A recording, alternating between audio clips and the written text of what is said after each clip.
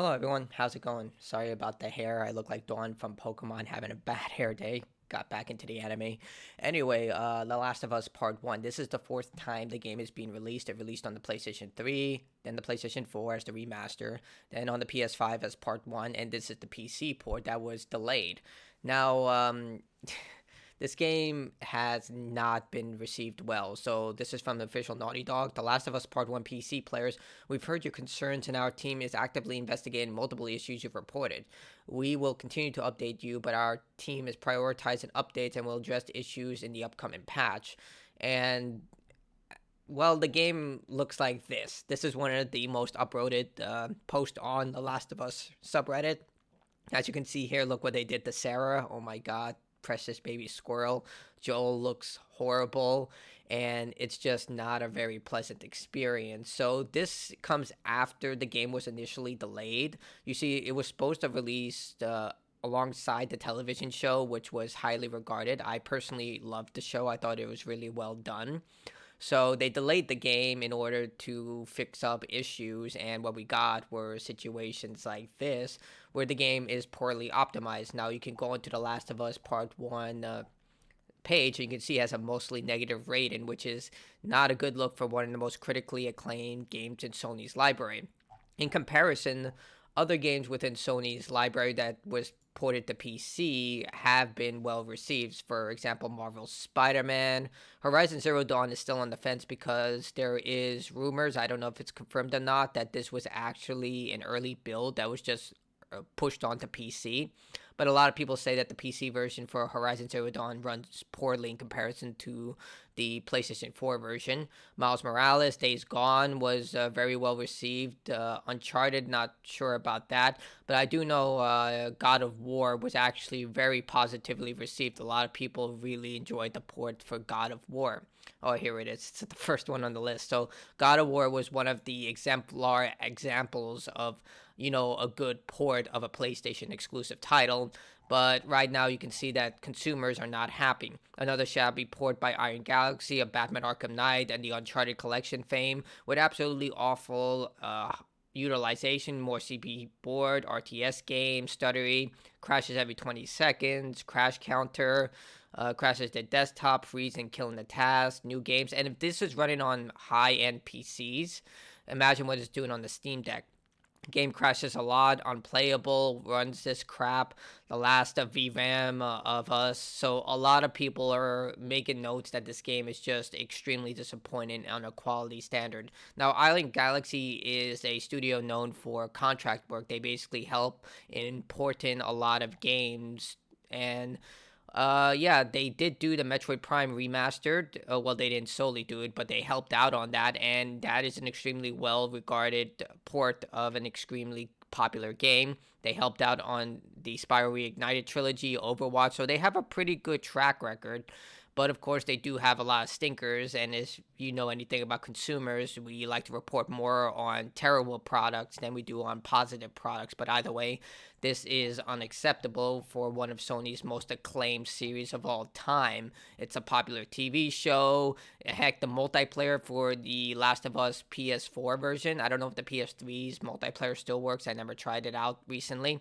But the PS4 still has a very dedicated audience, so this is not a really good look. So very disappointed. Let iGalaxy handle the port. The game should have been handled in-house by Naughty Dog, like Ben Studios did with Days Gone. Iron Galaxy is such a S company. All their ports are ass and so bummed. I don't disagree. I disagree with that, but I get it. People are mad, as they should be, as the game is $60 on Steam, but $70 on the PlayStation 5 store, which is still, I still think it's overpriced at $70 because they cut out all the multiplayer content. But either way, for $70, yeah, you probably are better off getting the PlayStation 5 version, especially seeing that a lot of people waited for the PC release because of, ultra wide support, uncapped frame rate, better visuals, a lot of stuff that people love about the PC, especially mod support, which is an extremely it's an extremely big community for mod support. I bet a lot of people are working on mods in order to swap Joel and Ellie's character models. Either way, If you are planning to get The Last of Us Part 1 on PC, I would highly recommend that you wait and just don't get it. It's definitely not worth the asking price right now. I guess if you're looking for, laughs, I guess you can download it and then play it for just, a good time. If you're just looking for content to upload like I'm doing right now in the words of like glitches and fails. But if you're going to buy this for an optimized experience, the best option I would argue is to get the PlayStation 4 version. Like, I still think the PS5 version, while the cinematography, the acting, everything about that game is fantastic from a visual perspective, it's not necessary. I still think $70 is overpriced. $40 would be the optimal price for The Last of Us Part 1 on PS5. But if you really, really want to play this game, I would actually recommend you get the PS4 version, which comes with the multiplayer. Either way, just a word of warning. This is one of the worst ports that Sony has ever done, and coming off the hype of the Last of Us TV show, it's definitely not a good look. I'm sure they're gonna have a lot of choice words for Iron Galaxy for what happened. Maybe they were overbooked. You never know. They probably they had their hands full with Metroid Prime remastered. But then again, there was a report a while back that stated that Metroid Prime remastered was finished and they were just waiting for the optimal time to drop it. But either way, I think that if you delayed it once, and they had QA testers about this stuff and saw all of this happening, they should have been like, you know what, we delayed it once. The show has passed. The hype for the show has also passed. Like, a lot of people are starting to move on to other stuff. Yeah, it would have been great to just delay it again, because right now probably not the best time, especially coming off that Resident Evil 4 remake just released. It wouldn't be a bad idea to release it until, like, the dry months like June, July, August, in the summer months, where The Last of Us kind of has its best moments in the summer months. Either way, tell me what you think about all this. I think this is one of the worst gaming news stories about a port since, well, I can't remember a terrible port past this, but it just gives me flashbacks of the Callisto Protocol, and then there's also Cyberpunk 2077.